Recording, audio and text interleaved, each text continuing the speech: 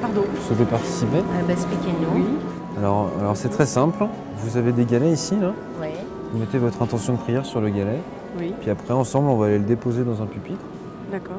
Il va disparaître et votre message apparaîtra sur le mur.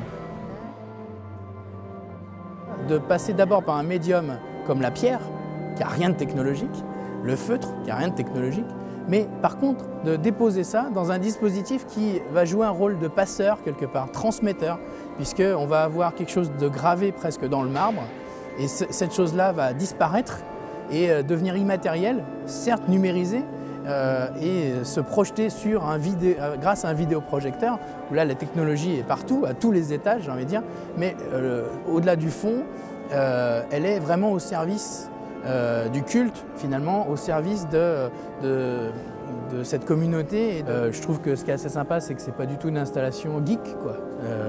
Je pense que la techno, on la sent pas spécialement. En tout cas, on ne la voit pas.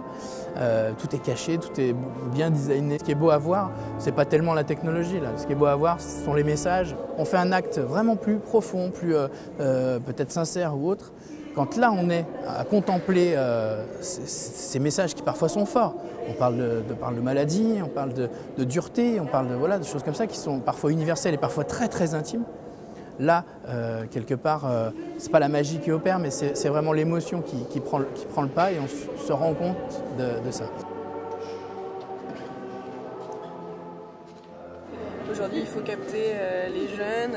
On parle tout le temps de la génération X, Y, la nouvelle génération, etc. En effet, c'est vraiment essentiel d'être sur le web, d'être sur Internet et de capter un autre public. Certains vont mettre des choses intimes, d'autres peut-être moins. Et ça donne en tout cas envie de vouloir partager.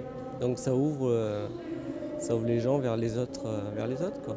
L'Église a quelquefois une image un peu ringarde, mais dans l'histoire, elle a quand même eu quelquefois un rôle de pionnier.